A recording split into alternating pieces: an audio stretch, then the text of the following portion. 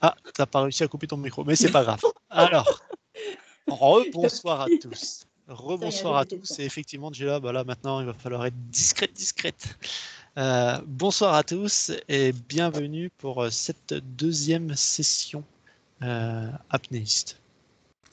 Toujours ce fameux niveau, on a commencé la semaine passée avec la première session. Ce soir, la deuxième session de son tronc commun apnéiste indoor et apnéiste outdoor.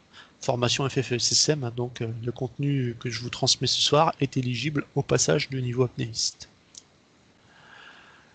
Ce soir, donc la deuxième session. La première session était consacrée à la statique. La vidéo de cette première session est disponible sur le site Apnée Aquatique.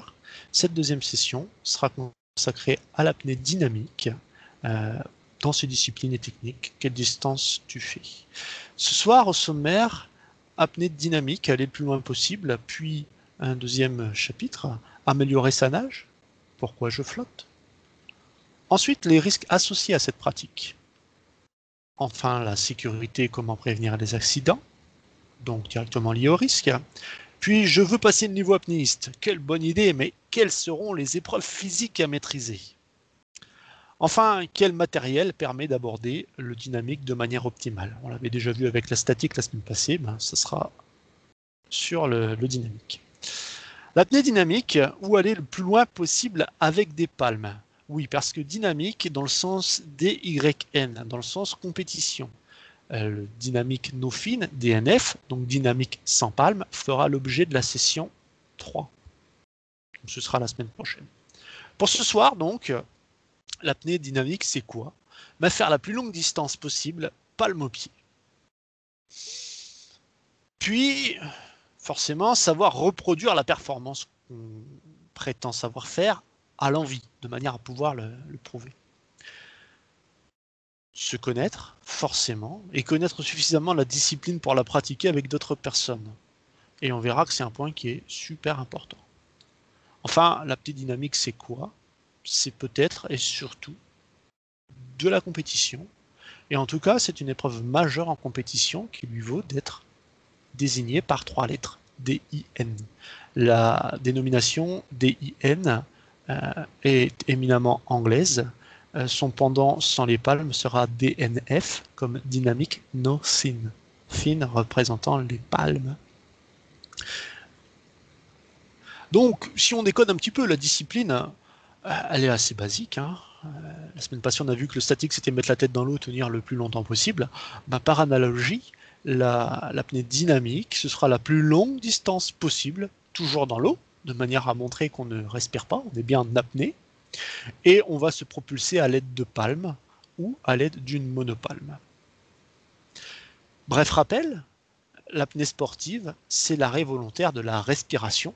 Et encore une fois, je rebarre respiration. On va bien parler d'un arrêt volontaire de la ventilation. La respiration au sens strict du terme, désignant la respiration des cellules à l'intérieur de l'organisme. Ça, on n'est pas capable de l'arrêter. Ou, malheureusement, pour les personnes qui l'arrêtent, ça signifie la mort. Donc là, on va bien parler d'un arrêt volontaire de la ventilation, du fait de se ventiler, d'inspirer et d'expirer. Au niveau de la discipline, ben, elle s'effectue, elle se pratique dans un bassin de piscine à des dimensions standards. On pourra pratiquer l'apnée dynamique en petit bassin. Quand on entend petit bassin, c'est pas le petit bain de la piscine où on a pied. Le petit bassin, c'est le bassin qui désigne un bassin de 25 mètres. Ou en grand bassin. Et on désigne là un bassin de 50 mètres, donc d'une piscine olympique. Par contre, on a beau pouvoir pratiquer en petit bassin ou grand bassin, il n'y aura pas de compétition spécifique à l'une ou l'autre infrastructure. Contrairement au championnat qu'il peut y avoir en piscine, en nage, Fédération française de nage, la FFN, elle va faire des compétitions spécifiques dans des piscines de 25 mètres ou des compétitions spécifiques dans des piscines de 50 mètres. En apnée, il n'y a pas cette dissociation.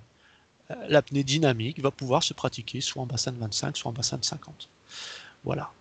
Par contre, tous les records actuels ont été validés en grand bassin, en bassin de 50 mètres, dans des piscines olympiques. Pourquoi olympique? Pourquoi on le précise? Tout simplement parce qu'on est certain que la piscine olympique a une dimension de 50 mètres et pas de 49,5 mètres. Donc on est certain que les 50 mètres font bien 50 mètres, tout simplement. Ça met tout le monde sur un pied d'égalité. La performance, et comment elle se déroule cette performance? Un petit peu à l'instar de l'apnée statique, j'ai voulu décoder, j'ai voulu vous valider étape par étape ce qu'était une apnée dynamique. Donc assez basiquement, on commence par l'annonce. Effectivement, l'apnéiste va annoncer la distance qu'il va projeter. Il va l'annoncer à qui? Bon, personne qui soit autour de lui, hein, tout simplement. Je compte faire 25 mètres, je compte faire 50 mètres, je compte faire 375 mètres. Très bien. Après l'annonce, forcément, l'apnéiste va se consacrer à une étape de préparation. Cette étape lui est propre. Méditation, relâchement, concentration, encore une fois, on est dans l'analogie avec ce qu'on se fait en statique. Puis enfin, la performance proprement dite. L'apnéiste va prendre une bonne inspiration, immerger sa tête et hop, se propulser. À la fin de sa performance, l'apnéiste devra réaliser un protocole. Un protocole, c'est quoi? C'est montrer qu'on sort de son apnée et qu'on est en bon état. On est en bon état en le montrant, en reprenant sa ventilation, évidemment, en retirant le masque, en faisant le signe OK, et en disant que je vais bien. OK, tout va bien. Ou I'm OK. Et on va faire un signe OK, signe conventionné. Enfin, cette performance sera ou non validée. Validée par qui? Par les personnes qu'il y a autour de l'apnéiste. Donc, le protocole est valide. Oui, dans ce cas-là, la performance est validée. Ou non, le protocole n'est pas valide. Dans ce cas-là, la performance n'est pas validée. Et l'apnéiste refera cette performance plus tard. En compétition, comment ça se passe? Je vous l'ai dit tout à l'heure, en compétition, l'apnée dynamique avec palme est représentée par 3 lettres. D, Y, N. Forcément, en compétition, le moment est beaucoup plus sérieux qu'en entraînement. Pour autant, toutes les étapes qu'on a vues tout à l'heure restent vraies. Il va y avoir une annonce de la distance. La différence, c'est qu'elle ne sera pas chorale, cette annonce, elle va être enregistrée. Elle va être notée sur une fiche et les juges en auront connaissance. De la même manière, l'apnéiste qui va accompagner en aura également connaissance. Si la distance est faite, si le protocole de sortie est respecté, la performance est validée. Si par contre le protocole de sortie n'est pas respecté, la performance sera invalidée. Si la distance est plus courte que l'annonce, le compétiteur va être sanctionné. Donc, comment on le fait? Tout simplement, la distance correspond à une somme de points. Si l'apnéiste avait annoncé plus de distance que celle réellement réalisée, il va avoir un décompte de points qui sera fait sur ce qu'il aura réellement sorti comme distance. On le voit à l'écran, il y a plusieurs personnes qui sont présentes. Il y a l'apnéiste en tant que tel. Je vais vous les montrer. Alors, mon pointeur laser est là. Il y a l'apnéiste en train de performer. Et il y a également au-dessus de lui une personne qui est en surface, qui est l'apnéiste de sécurité. Je vous ai noté, il veille au grain. Il est en train de vérifier que tout se déroule pour le mieux. Enfin, il y a deux autres personnes qui sont ici au bord. On voit sur une chasuble un juge. En fait, les juges vont être au bord. Ils seront là pour mesurer la distance, évidemment. Ils vont également être là pour valider le départ. Ils vont également être là pour valider les demi-tours et aussi le protocole de sortie. Ce sera leur job. Au niveau des records, les records en compétition, les records d'apnée dynamique, en tout cas pour ce qui concerne la France, en dynamique monopalme, DY, ou en dynamique bipalme, DYNB, au niveau des femmes, c'est Magali Sitter aujourd'hui qui est recordman. Magali Sitter, il y en a peut-être certains d'entre vous qui la connaissent, elle est du club d'Arras, on la croise de temps en temps. À noter qu'en monopalme, elle fait 212 mètres et en bipalme, elle fait 226 mètres. Alors, c'est surprenant parce qu'habituellement, les distances en mono sont plus grandes que les distances en bipalme. Au niveau masculin, l'apnée dynamique monopalme, c'est Arthur Guéry qui a le record avec 300 mètres. C'était en Italie. Et en bipalme, vous l'avez peut-être déjà rencontré, il était là l'année passée avec nous, c'est Vincent Mathieu avec 200 mètres. Et d'ailleurs, ben, voilà, assez rare pour être noté, l'apnée dynamique bipalme féminin a une distance supérieure à l'apnée bipalme masculin. Donc bravo les filles, et ça fait du bien de voir que voilà, de temps en temps, elles brillent plus fort que les mecs. C'est bien, allez un pied de nez. Au niveau des records du monde, en monopalme, la distance, c'est 250 mètres chez les femmes. Chez les hommes, 316 mètres. Matthews Malina. Voilà pour la compétition. Alors, la compétition, c'est bien. Progresser, évoluer dans l'eau, c'est bien aussi. Et on va voir de quelle manière on progresse. Alors, déjà, une petite chose qui est assez mécanique, quand on va dans l'eau, on flotte. Pourquoi? Pourquoi on flotte? Pourquoi est-ce qu'on flotte plus? Pourquoi est-ce qu'on flotte moins? Pourquoi? En flotte, en fait, c'est assez simple à expliquer et c'est ce que je vais essayer de faire. Et on va prendre une analogie. Euh, Tout simplement, une analogie avec quoi? Avec des objets. Certains objets flottent mieux que d'autres. Évidemment, vous le voyez à l'écran, une bouée, ça flotte. Un plot en béton, par contre, ça coule. Pourquoi? Un lest, ça va modifier la flottaison de la bouée. Si on met un gros lest, la bouée va finir par couler. Pourquoi? On va essayer d'expliquer de manière assez simple. Tout ça, ça a été mis en évidence par un homme il y a un certain temps, c'était Archimède. Archimède, il était grec, il habitait en Sicile. Bon, pourquoi pas? Et il est célèbre pour avoir prononcé la phrase Eureka. Eureka en grec, ça signifie j'ai trouvé. J'ai trouvé. Et en fait, ce qu'il a trouvé en prenant son bain, c'est il s'est aperçu que la baignoire s'est mise à déborder. Et ça signifie quoi? Ça signifie que quand un corps est immergé dans l'eau, il va déplacer un volume. Si le volume d'eau déplacé est plus lourd que l'eau qui est sortie, l'objet coule. Si par contre le volume d'eau déplacée est plus léger, l'objet flotte. Et pour bien le comprendre, je vous ai mis une image d'un bateau. Un bateau, en fait, ça a un volume. Si le bateau est un volume rempli d'air, donc un volume relativement léger, il va flotter. Si on prend exactement le même volume et qu'on le remplit d'eau, ce volume va couler. Ça nous amène à expliquer qu'un corps humain, en fait, son volume est plus léger que celui équivalent en eau. Du coup, le corps flotte. Euh, Tout corps immergé dans un liquide, donc, déplace un volume équivalent à celui immergé. Si ce volume est plus lourd que le volume de liquide, il coule. Si ce volume est plus léger que ce volume de liquide, il flotte, tout simplement. Donc, on va pouvoir s'en apercevoir, nous, apnéistes, si on prend beaucoup d'air dans les poumons, on va flotter. Si par contre on expire un maximum d'air, dans certains cas on va couler, dans d'autres cas on va très légèrement flotter, mais en tout cas on flottera moins qu'avec plein d'air dans les poumons. Ça prouve bien que l'air qu'on inspirait est plus léger. L'air qu'on expire, on ne met plus dans les poumons, on a diminué le volume, et du coup notre masse est plus importante, notre poids est plus grand relativement au moment où on a de l'air. Notre densité est plus grande, donc on coule. Alors,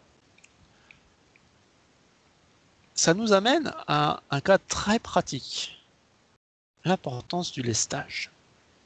On le voit, le corps flotte naturellement. On a une densité qui est relativement proche de celle de l'eau, mais avec l'air qu'on respire, on flotte. Et comme on est des apnéistes, on va vouloir embarquer beaucoup d'air. Donc on va flotter encore davantage plus on prend d'air avec nous. Le corps flotte naturellement. C'est ce que vous avez à l'écran avec cette jolie apnéiste en monopalme qui pousse. Et on voit que quand cette jolie apnéiste en monopalme pousse, elle aura tendance à pousser vers le bas. C'est pas réellement la direction que l'apnéiste souhaite prendre. L'apnéiste souhaite se diriger vers le mur de la piscine, pas vers le fond.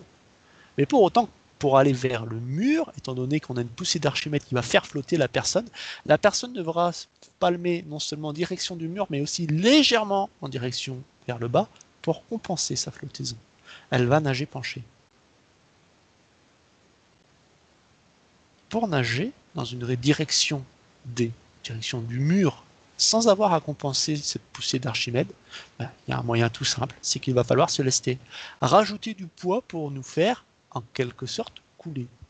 C'est impropre ce que je dis là. Mais ce lest va compenser naturellement Archimède. Du coup, la puissance que je vais mettre dans le palmage va nous servir uniquement à avancer. Alors attention, je disais tout à l'heure, le fait de dire qu'on va couler est impropre. Le lest ne sert pas à couler, mais à s'équilibrer. C'est-à-dire, on va faire en sorte que notre corps pèse le même poids que l'eau. Flotte finalement entre deux eaux. Si on met du lest, si on se leste correctement, on est en équilibre dans l'eau.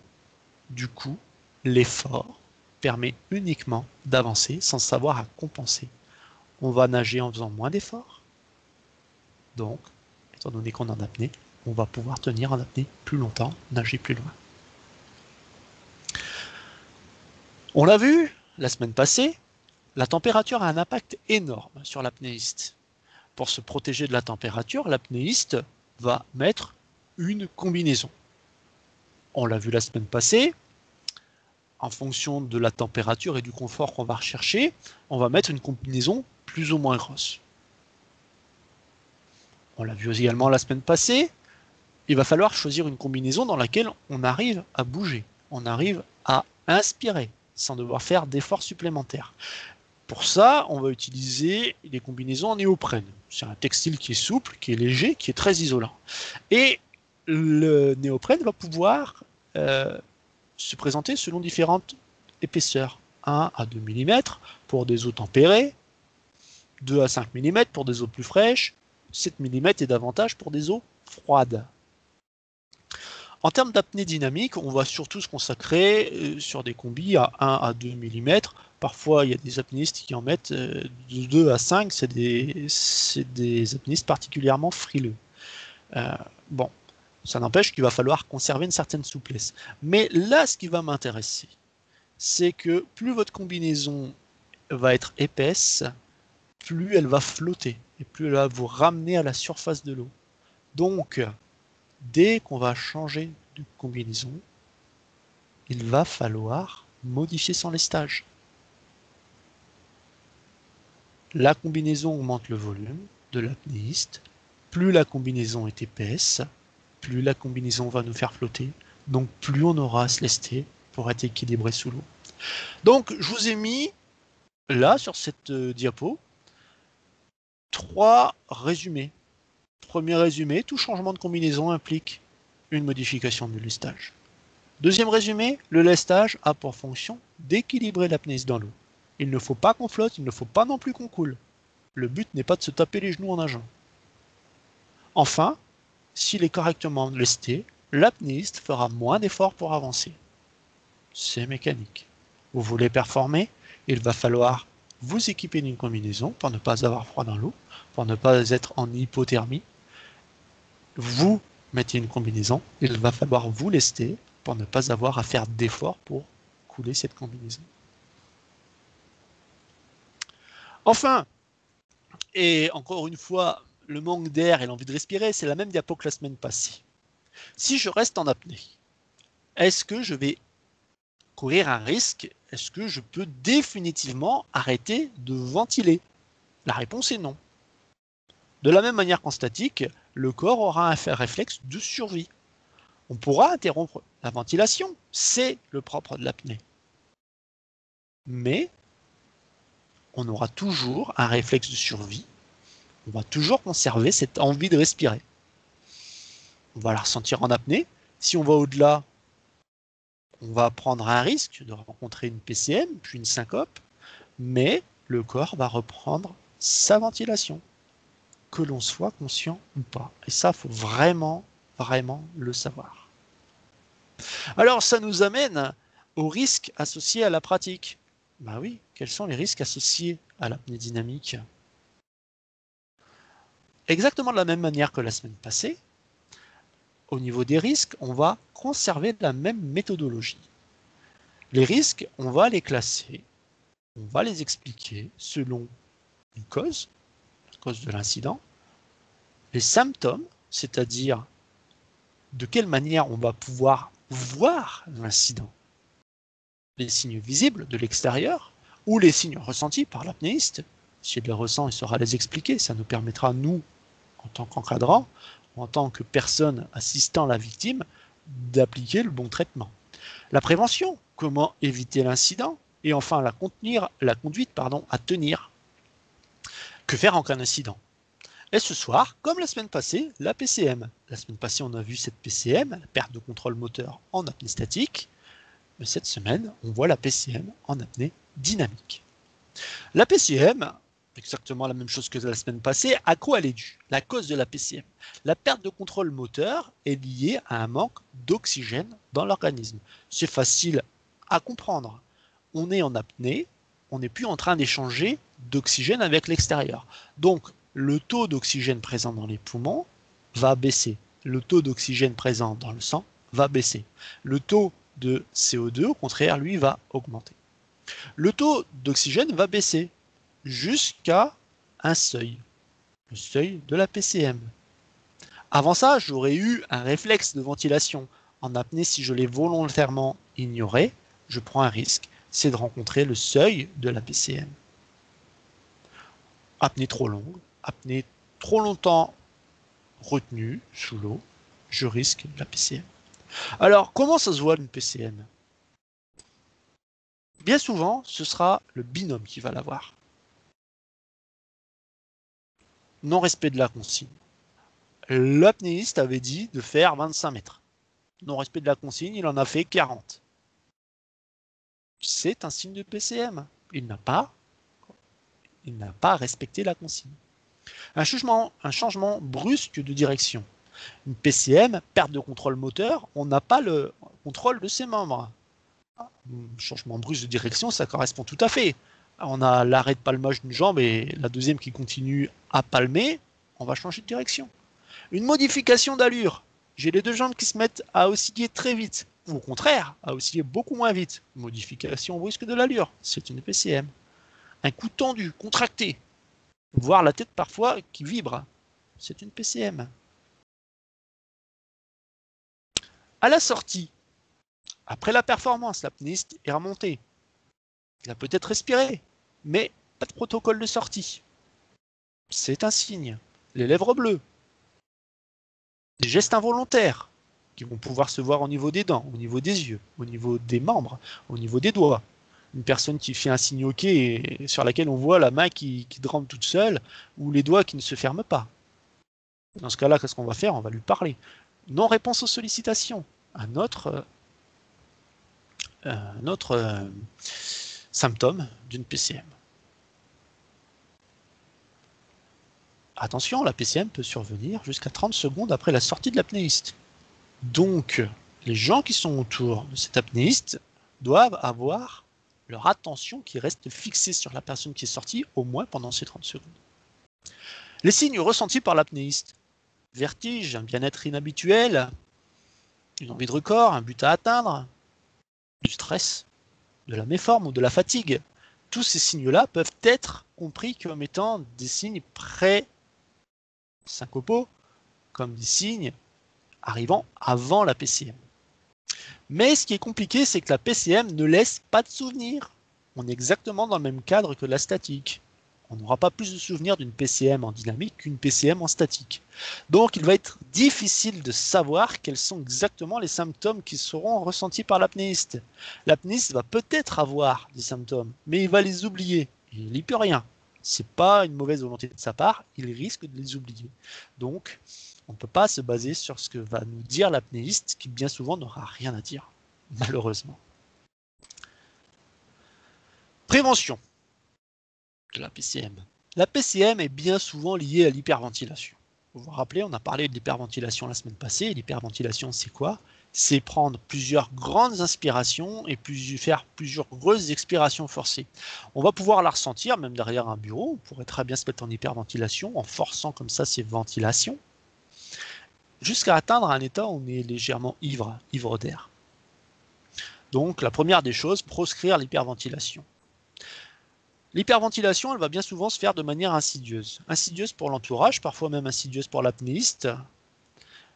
Et cette hyperventilation, par contre, elle va pouvoir se ressentir. Si j'ai un léger vertige avant de partir, Voilà, la première des préventions, c'est ce vertige, je ne vais pas l'ignorer, je vais le prendre en considération et je ne vais peut-être pas partir sur cette apnée-là. Je vais peut-être reprendre une respiration normale, voire faire un petit effort, aller nager un petit peu pour reprendre un taux d'oxygène normal. Ne pas vouloir toujours être le plus fort, toujours préparé à annoncer ses performances. Ça, c'est prévenir la PCM. Ne pas ignorer les signaux de son corps, accepter la méforme. Et ça, c'est une part très importante, qui est bien souvent compliquée en compétition. Si on est en compétition, nécessairement, il y a du stress, et nécessairement, on ne va pas vouloir accepter les signaux du corps. S'il s'agit de briller, ce sera souvent dans ces moments-là qu'on va rencontrer des difficultés à reconnaître qu'on est en méforme. Se connaître mieux, accepter de progresser à son propre rythme, et surtout, ne pas vouloir performer systématiquement, à tout prix, à chaque session. On va réserver des sessions à de l'entraînement, des sessions de fond, et on va consacrer des sessions aux performances. Mais ne pas vouloir systématiser la performance, c'est un moyen de prévenir la PCM. Pour autant, la PCM peut survenir. Et si elle survient, qu'est-ce qu'on fait? La première des choses, c'est qu'on réagit. Donc, à l'un des symptômes, non-respect de la consigne, changement brusque de direction, changement soudain d'allure, cou tendu, contracté, pas de protocole de sortie, pas de réponse aux sollicitations. Dans ce cas-là, qu'est-ce qu'on fait? On va repêcher le performeur et on va le repêcher de manière à lui sortir les voies aériennes hors d'eau. À lui sortir et à lui maintenir les voies aériennes hors d'eau. Une fois qu'on a fait ça, donc ça sous-entend bien qu'il y a quelqu'un autour du performeur à ce moment-là, mais une fois qu'on a repêché la victime, qu'est-ce qu'on va faire? Prévenir l'encadrement, posément, sans paniquer. La PCM n'est pas quelque chose de grave. Ce qui est grave, c'est de respirer sous l'eau. Si on sort la personne qui a fait une PCM et qu'elle est à même de respirer de l'air, tout va bien. Ça ne sert à rien de paniquer. Ça ne sert à rien d'interrompre tout le monde. Pour autant, si nous, on le voit, et si on voit que cette victime est déjà prise en charge, qu'est-ce qu'il va falloir faire? Sécuriser, arrêter son exercice tout simplement. Une victime suffit. Ramener la victime près du bord et assurer son confort. Le confort d'une victime, c'est quoi? C'est la sortir de l'eau, c'est peut-être la sécher, lui proposer une serviette, lui proposer à boire. Et, une chose très compliquée, ne pas la laisser reprendre la session. Je vous l'ai dit, la PCM, comme la syncope, ne laisse pas de souvenirs. La personne va être certaine d'être en bonne santé, d'être en bonne forme. Une personne qui a fait un incident, c'est évidemment fin de la session. Et ça, souvent, c'est compliqué, je ne le cache pas. Si je dois résumer cet incident, la PCM, c'est son nom. La cause majeure, c'est bien souvent l'hyperventilation. Je dis c'est bien souvent, on va même dire c'est quasiment l'absolue majorité des cas. Bon, c'est peut-être possible qu'il y ait d'autres cas, mais l'hyperventilation, il n'y a pas grand monde qui va la reconnaître. Et puis, encore une fois, cet incident ne laissant pas de souvenir, sera très compliqué de déterminer précisément si c'est l'unique cause. Mais ce sera bien souvent une hyperventilation et bien souvent une hyperventilation insidieuse. Les symptômes, je vous l'ai dit tout à l'heure, changement de direction, changement d'allure brutal, non-respect de la consigne, protocole absent et absence de réaction. Prévention, proscrire l'hyperventilation, et puis, à un titre personnel, connaître son état de forme. Enfin, la conduite à tenir, évidemment, lui mettre les voies aériennes hors d'eau et lui permettre de respirer de l'air. Oui, ça tombe sous le sens, donc ne pas trop s'approcher, voilà, lui laisser de la place, tout simplement. Dans la conduite à tenir, qui concernera un peu plus les gens qui ont passé un RIFA et qui sont à même d'amener ces gestes-là, ce sera de mettre la victime sous oxygénothérapie. On le reverra plus tard pour les gens qui sont intéressés par le RIFA. Et ça nous amène à la sécurité. Comment prévenir les incidents? Alors, le principal risque lié à la PCM, je vous l'ai dit, la PCM, c'est un état pré-syncopal. La syncope, ce sera une perte de connaissance, mais on aura l'occasion d'en parler un petit peu plus tard. Le risque, c'est qu'il y aura une reprise ventilatoire, je vous l'ai dit. Le risque, c'est que cette reprise ventilatoire n'ait pas lieu dans le milieu adéquat. Effectivement, si cette reprise ventilatoire a lieu dans l'air, tout va très bien. Tout va très bien. Si par contre cette reprise ventilatoire a lieu sous l'eau, on noie les poumons. Dans ce cas-là, ça s'appelle une noyade. Et là, dans ce cas-là, rien ne va plus. ni pour la victime, ni pour son entourage. Parce que de repêcher quelqu'un qui est en PCM, c'est une chose, de lui assurer de respirer de l'air, c'est déjà un petit peu impactant. Mais alors, repêcher quelqu'un qui vient d'avaler de l'eau, et pire encore, qui vient de ventiler de l'eau, à qui il va donc falloir faire un massage cardiaque, du bouche à bouche, ça secoue. Et ça secoue énormément. Ça nous amène au rôle essentiel du binôme. Bah oui, comment faire pour éviter que la personne boive de l'eau? Bah, en allant la repêcher, tout simplement. Le binôme, de la même manière que la semaine passée, c'est la personne qui va accompagner l'apnéiste. Par définition, un binôme, c'est deux personnes. Par rapport à la semaine passée, un binôme, effectivement, sa définition deux personnes, binôme, ça peut être un trinôme, peu importe. On peut être davantage à évoluer ensemble, comme vous le voyez sur le cliché. Et on n'a pas une obligation de réagir. La victime n'appartient à personne. Si j'étais en binôme avec quelqu'un et que c'est un apnéiste qui était à côté qui intervient, tout va très bien. Il ne va pas se faire engueuler. Moi, à la limite, oui, mais lui, non. La victime n'appartient à personne.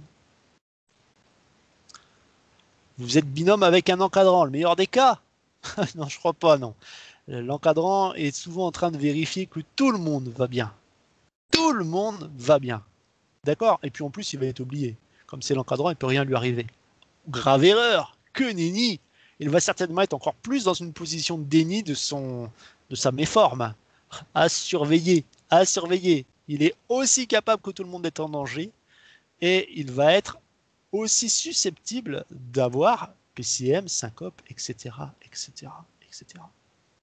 Vous le voyez également sur la photo, on a un trinôme en train d'évoluer dans une piscine. Mais non, en fait, c'est pas un trinôme. Il y a bien 4 personnes qui évoluent, dont une qui prend des photos. Cette personne qui prend des photos n'est pas un surhomme. Il peut être à tout moment autant en danger que les autres. Cette personne sera également à surveiller.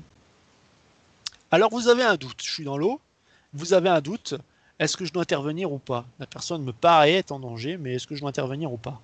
Ben dites-vous bien que si vous avez un doute, c'est que l'apnéiste qui vous émet ce doute a franchi une limite. Peut-être qu'il n'a pas annoncé sa performance. Peut-être qu'il a fait un programme qui n'était pas planifié. Tout ça, je vous le rappelle, ça fait partie des signes présyncopaux. Et ces signes vous dictent d'agir. Si vous agissez pour rien, tant mieux. Simplement, à ce moment-là, il faudra simplement rappeler les consignes. Si par contre vous avez agi pour quelque chose, la victime ne s'en rappellera pas.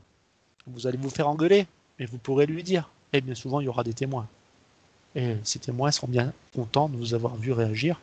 Et ils auront un petit peu plus confiance pour eux-mêmes. Ça nous amène à une personne essentielle en compétition, l'apnéiste de sécurité. Vous l'avez vu la semaine passée en statique, cette semaine, il sera également dynamique. Un apnéiste de sécurité, c'est la personne qui va surveiller le performeur en compétition. Mais ça va également être une personne qui pourra surveiller un performeur si on n'est pas en compétition. Dès qu'on va parler de faire de la performance, il va falloir y associer un binôme, donc quelque part un apnéiste de sécurité. L'apnéiste de sécurité va devoir évoluer, accompagner l'apnéiste en pleine évolution. Donc, comme il doit pouvoir l'accompagner, d'une part, il devrait être équipé de palmes pour pouvoir évoluer à la même vitesse que l'apnéiste. Et d'autre part, il devrait être équipé d'un matériel pratique qui lui permette d'intervenir très vite. Donc, pas de monopalme, pas de matériel précieux, pas de matériel en essai, en test, et en tout cas pas de choses qui pourraient vous faire hésiter à intervenir. La sécu, forcément, elle nage en surface, elle est en train de respirer, mais elle doit également observer l'apnéiste au fond. Donc pour pouvoir nager en respirant tout en observant sous l'eau, on utilise un petit matériel qui s'appelle un tuba. Un apnéiste de sécurité devra être équipé de ce tuba. Enfin, vous le voyez également, les deux apnéistes qui à l'écran sont équipés de palmes, de tubas, de masques et de planches. La planche, on va le voir juste après, a un rôle particulier. Alors, l'apnéiste de sécurité va devoir s'intéresser au performeur. Ses habitudes, est-ce qu'il fait le demi-tour toujours de la même manière? Est-ce qu'il lâche un petit peu d'air en fin de performance? Est-ce qu'il est ce performeur en état de forme? Est-ce qu'il va tenter un record ou pas? Cet apnéiste de sécurité va devoir redoubler d'attention sur le dernier tiers de la distance annoncée, parce que c'est dans ces eaux-là que peuvent se rencontrer la majeure partie des PCM. Ça ne veut pas dire qu'il a le droit d'être tête en l'air au départ. Ça voudra dire simplement qu'il devra déjà être concentré, mais encore plus en fin de performance. Cet apnéiste de sécurité va devoir s'intéresser au lestage du performeur, de manière à pouvoir lui retirer très rapidement. Enfin, cet apnéiste devra nager à la même vitesse que le performeur et à son aplomb, c'est-à-dire à la distance la plus courte possible du performeur pour pouvoir intervenir très rapidement. La planche servira au performeur une fois qu'il remonte pour qu'il puisse s'y tenir, prendre appui et ainsi éviter de s'y réimmerger les voies aériennes. Alors, ce qu'observe l'apnéiste de sécurité et comment intervenir sur une PCM. Première chose, ne pas gêner. Ne pas gêner ni les performeurs en cours d'évolution, ni les autres apnéistes de sécurité, notamment ceux qui interviennent. Donc, ne pas gêner en se disant que la victime ne m'appartient pas, ne pas gêner les apnéistes qui interviennent, ne pas rester sur le passage. Participer. Et ne pas secourir ne veut pas dire ne pas participer, évidemment. Participer comment si on n'est pas en train de secourir? En débarrassant les abords, en rassemblant les effets de la victime. Si l'apnéiste de sécurité lui a retiré son lest, allez rechercher le lest, l'amener au bord. Si l'apnéiste de sécurité, en voulant sortir, a viré ses palmes et que les palmes flottent entre deux eaux, rassembler les palmes, les ramener au bord. Rassurer l'entourage également. Enfin, éviter le surincident. Effectivement, si on voit qu'il y a une action en cours sur quelqu'un qui est en train de se faire sauver, on va peut-être ne pas poursuivre sa tentative de record personnel. Évidemment, pour les autres apnéistes qui seraient peut-être et qui auraient tendance à être omnibulés par l'incident qui est en train de se produire, mais non, continuez à surveiller quand même. S'il y a encore des gens en pleine évolution, continuez à les surveiller. Et puis, ne pas se précipiter. Faire les choses posément, avec sérénité. Encore une fois, si la victime a les voies aériennes hors de l'eau, il n'y a quasiment plus de danger. Donc, être serein, posé. Jamais d'apnée seule, on l'a dit déjà la semaine passée. Ce qui est vrai pour l'apnée statique est aussi vrai en apnée dynamique. Ne pas confondre autonomie et pratique en solo. On ne fait jamais, jamais, jamais d'apnée seule. Et en ce qui concerne la dynamique, on ne fait jamais de performance en même temps que son binôme. Deux personnes qui performent au même moment ne sont pas en train de se surveiller. Deux personnes qui performent au même moment sont en train de performer. Elles devront chacune avoir des gens qui les surveillent. Les minima physiques pour les personnes qui ont envie de passer les diplômes apnéiste, apnéiste indoor, ou apnéiste au libre, apnéiste outdoor. Alors vous voyez que apnéiste et apnéiste au libre sont des dénominations FFESSM. Apnéiste indoor, apnéiste outdoor sont des dénominations CMAS. La CMAS est la Confédération mondiale des activités subaquatiques. Il y a des passerelles qui existent entre les différentes fédérations. On aura l'occasion d'en reparler dans une prochaine session. On aura l'occasion de revenir à tout ça. Je veux passer à niveau apnéiste. Alors, apnéiste, ça veut dire quoi? Apnéiste indoor, c'est l'autonomie complète en milieu artificiel, en piscine, en fosse. S'il est majeur et s'il a le RIFA, son autonomie est limitée à 6 mètres. Il aura la possibilité de poursuivre son cursus vers d'autres niveaux, apnéiste confirmé par exemple, apnéiste confirmé au libre, et plus tard, s'il est à même d'avoir ces deux niveaux, vers l'apnéiste expert. À l'aide de ce niveau apnéiste, la personne va également avoir la possibilité d'entrer dans une formation lui permettant de devenir encadrant. L'apnéiste au libre, lui, est un brevet qui a rapport avec le milieu naturel. Cet apnéiste aura une autonomie relative en milieu naturel. Autonomie complète, je vous le rappelle, c'est l'autonomie sans présence d'encadrement. L'autonomie relative, c'est une autonomie en bassin s'il y a présence d'un encadrant dans ce bassin. Les niveaux d'apnée sont un ensemble d'épreuves physiques à faire valider par un entraîneur de la FFESSM, et des épreuves théoriques à réaliser. Je vous rappelle que le cours que vous suivez est susceptible de vous aider à passer les épreuves théoriques du niveau apnéiste. Alors, au niveau de ce qu'il faut savoir faire, je parle bien des épreuves pratiques. L'apnéiste indoor doit être capable de réaliser une apnée statique.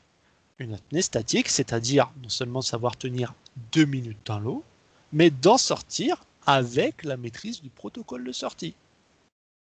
C'est facile de tenir 2 minutes en apnée, mais savoir aligner une apnée statique, c'est-à-dire s'imposer une préparation, réaliser son apnée, sortir avec un protocole de sortie efficace, et puis avoir montré que dans tous les points de cette apnée on maîtrisait la sécurité, c'est pas simplement de savoir tenir 2 minutes. C'est savoir montrer qu'on a acquis l'expérience, les compétences qui nous permettent de réaliser cette apnée en sécurité. Du côté de l'apnéiste eau libre, il devra également réaliser une apnée statique. En piscine, c'est très bien également. Pour son compte, elle sera d'1 minute 30. Alors oui, c'est un peu plus court, mais de la même manière, il devra savoir la réaliser dans son intégralité, de la préparation jusqu'au protocole de sortie. Au niveau de l'apnée dynamique, les 2 brevets seront également attendus sur la réalisation complète de l'apnée dynamique, de sa préparation à l'évolution jusqu'au protocole de sortie. Pour l'apnéiste indoor, on va attendre qu'il sache faire 50 mètres d'apnée dynamique. L'apnéiste eau libre, lui, devra savoir réaliser 25 mètres. De la même manière, tous les deux vont évoluer en piscine. L'apnéiste indoor devra en outre savoir réaliser une série d'apnées, 4 x 25 mètres, avec des départs chronométrés, les départs ayant lieu toutes les 1 minute 15. De la même manière, ces apnées doivent être réalisées avec la maîtrise du protocole de sortie. Enfin, il y avait une épreuve spécifique à l'apnéiste indoor, et bien il y a une épreuve spécifique à l'apnéiste eau libre, outdoor. Cet apnéiste relevant plutôt du milieu naturel, cet apnéiste eau libre devra maîtriser la profondeur de 10 mètres en eau libre, c'est-à-dire en milieu naturel, et sur 2 disciplines, en apnée en poids constant, c'est-à-dire savoir descendre à la profondeur de 10 mètres, soit sans palme, soit avec palme, mais en tout cas sans gueuse. Et il devra également la maîtriser, soit en gueuse largable, c'est-à-dire assez basiquement à l'est qu'on va lâcher avant de remonter, ou alors en gueuse lourde freinée. La gueuse lourde freinée étant un équipement qui est présent chez apnée aquatique en fosse et qu'on est capable d'amener en milieu naturel. 10 mètres donc pour cet apnéiste eau libre à maîtriser. Depuis tout à l'heure, je vous parle du protocole de sortie, connaître et maîtriser. Qu'est-ce qu'un protocole de sortie? Un protocole de sortie, tout simplement, je le séquencer, c'est à la fin de son apnée, émerger, sortir la tête, sortir les voies aériennes de l'eau. Respirer, évidemment. Continuer à maintenir les voies aériennes hors de l'eau une fois qu'on est sorti. Retirer le masque, regarder l'interlocuteur, puis prononcer « Ok, tout va bien, I'm OK » ou tout autre protocole convenu à l'avance, tout en faisant un signe « OK ». Je vous ai mis un point qui peut être un petit peu négligé, mais je pense à sourire. Bah oui, quand on sourit, on montre qu'on va bien. C'est important de communiquer. Enfin, attendre la validation du juge, du moniteur ou du binôme, qui est peut-être encore en train d'observer si vous n'êtes pas en train de dériver. Donc, il faut vraiment attendre la fin, le signal de fin du protocole pour se dire « Ok, l'apnée est terminée ».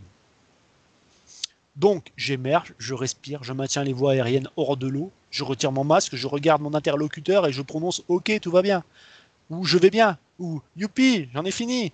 Ou « Je suis heureux d'être sorti et d'être en vie ». Tout ça, voilà, ça fait partie du protocole.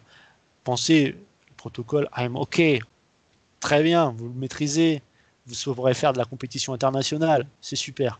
Mais ce protocole, vous pouvez très bien le fixer à l'avance, il peut être convenu, il peut diverger légèrement. Le tout étant de s'assurer que vous alliez bien. Voilà pour les différentes épreuves associées à ce niveau apnéiste. Maintenant, on revient un petit peu aux dynamiques. Quel matériel permet d'aborder cette épreuve de manière optimale? On l'a dit, c'est du dynamique avec palme. Donc, premier desquels, se propulser, anatomie d'une palme. Et vous voyez que des palmes sur le marché, il y en a pas mal.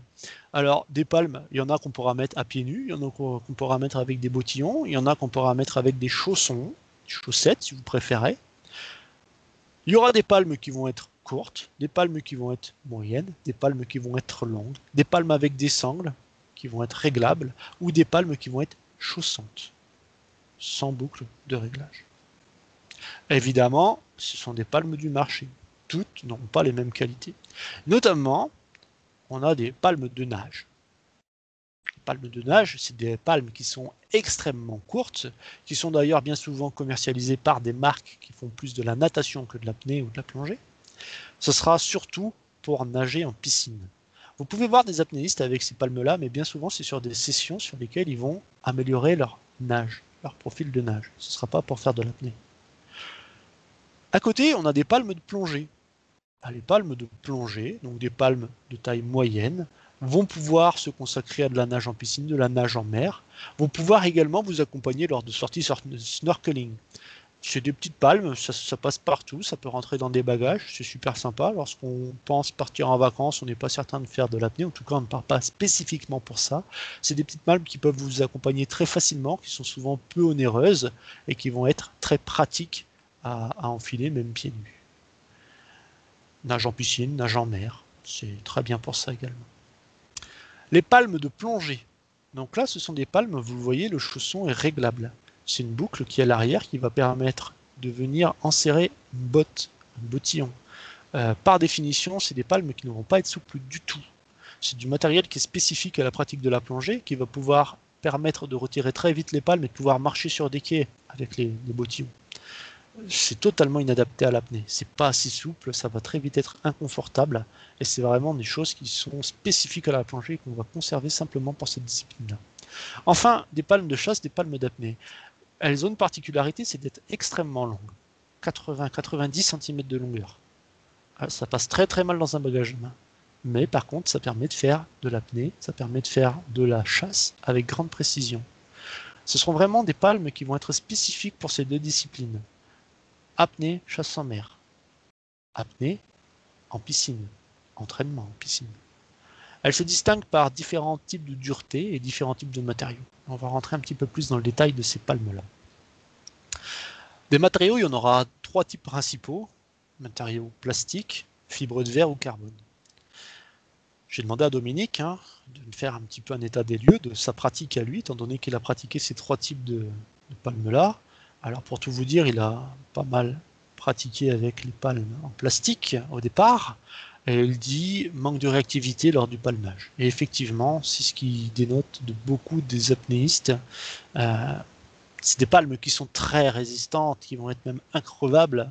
La première des choses qui va lâcher certainement sur ces palmes-là, ça va être le chausson. Donc une résistance vraiment très très éprouvée, et ce sera bien souvent des palmes qui vont être très abordables. De grande qualité, qui les désigneront pour des débutants, voire des personnes intermédiaires. Il y a eu l'apparition pendant un long moment de la palme en fibre de verre. Alors, c'est des palmes qui vont avoir un bon rendement, une puissance élevée, une bonne réactivité. C'est vraiment, pour moi, des palmes qui sont très puissantes. C'est des palmes qu'on va beaucoup rencontrer dans la nage avec palme. Les records de vitesse sont bien souvent faits avec des palmes en fibre de verre. Pour autant, c'est des palmes qui vont vite être fragiles. Elles vont avoir un vieillissement très très rapide. Au bout d'1 à 2 ans, elles auront déjà vieilli et du coup, elles vont être très fragiles. Alors, c'est ce type de palme-là, ça va faire sourire certainement Dominique, c'est ce type de palme-là que Dominique m'a généreusement cassé au cours d'après. Bon, c'est très très bien, au moins ça nous a permis de voir que c'était des palmes certainement évitées quelque part dans notre pratique à nous. Enfin, le dernier type de matériaux, c'est le carbone. Alors, aujourd'hui, les prix de ces palmes-là baissent par rapport aux fibres de verre. Pour autant, c'est des palmes pour lesquelles le budget reste élevé, voire très élevé sur les modèles haut de gamme. Mais ce sont des palmes très réactives à rendement très élevé. C'est vraiment des palmes qu'on va voir sur des personnes qui ont envie de performer en longueur ou en profondeur pour le rendement qu'elles amènent. Alors, ces palmes vont exister en 3 types de dureté: souple, moyen et rigide. Tout ça, ça dépend réellement de votre feeling avec ce type de matériel. Enfin, au niveau des palmes et de la propulsion, la palme des stars, la palme des champions, c'est la monopalme. Et aujourd'hui, tous les principaux records en distance se font en monopalme. Alors par contre, elle a forcément un rendement extraordinaire, une position dans l'eau qui invite à aller très vite, mais elle a un énorme inconvénient, cette monopalme. C'est qu'elle vous oblige d'être bon. Quelqu'un qui met une monopalme au pied, on ne s'attend pas à avoir une contre-performance. On s'attend vraiment à avoir quelqu'un qui est très bon, qui est très fluide dans l'eau. Donc attention, c'est des palmes qui sont très exclusives. Ils vous obligent à faire du free ou du dynamique, à être très bon dans l'eau, et puis, comme le disait si bien Dominique, avoir les deux pieds dans le même sabot demande plus d'entraînement pour avoir un bon déplacement. Donc c'est une palme qui ne va pas pardonner les erreurs d'imprécision au niveau du palmage. Dans le matériel forcément dynamique, on va retrouver le masque, les lunettes, le pince-nez, des équipements qu'on a déjà vus la semaine passée. Les lunettes, comme le masque, vont permettre de protéger les yeux de voir sous l'eau, évidemment. Si on met des lunettes, il va falloir penser à un pince-nez pour prévenir les entrées d'eau. C'est l'avantage du masque. Pour moi, vraiment, ce masque est une solution universelle parce qu'il va protéger les yeux, il va permettre de voir sous l'eau, il va protéger le nez. En plus, le masque va permettre d'aller à des profondeurs supérieures à 2,50 m, chose qui est totalement impossible avec des lunettes. Toujours au niveau des équipements, et ce sera la dernière diapo de cette présentation, combinaisons et lestage. Alors, des combinaisons, il y en a tout type, de toutes couleurs, de toutes sortes, de toutes formes, manches longues, manches courtes, monopièces, multipièces, coupe homme, coupe femme, des rouges, des bleus, des grises, des noirs, en voulez-vous, en voilà. Vraiment, là, c'est l'essayer, vous sentir au mieux dans cet équipement. Encore une fois, et je vous le reprécise, généralement en piscine, on va être sur de la combinaison qui va faire 2 mm d'épaisseur maximum. Au-delà de ça, vous risquez d'avoir très chaud et vous risquez en plus d'être gêné dans vos mouvements. On l'a vu, pour pouvoir nager de manière équilibrée sous l'eau, il faut bien souvent rajouter un lest. On va rajouter un lest à la taille, à la ceinture. Ce sera souvent une ceinture avec des lests qu'on va venir rajouter et adapter le poids à ce qu'il faut pour s'équilibrer sous l'eau. Et puis, de manière à mettre le corps bien horizontal dans l'eau, on va également voir pas mal d'apnéistes avec des lestes de cou. Alors, la combinaison, enfin, l'idéal, c'est la combinaison des deux. 1 ou 2 kg à la ceinture, 1 ou 2 kg au cou. Tout simplement pour couler la zone qui flotte le plus chez l'homme, c'est-à-dire les poumons. Voilà pour ce soir. Forcément, à partir de maintenant, je vais couper l'enregistrement et on va pouvoir repasser à vos questions, vos réponses.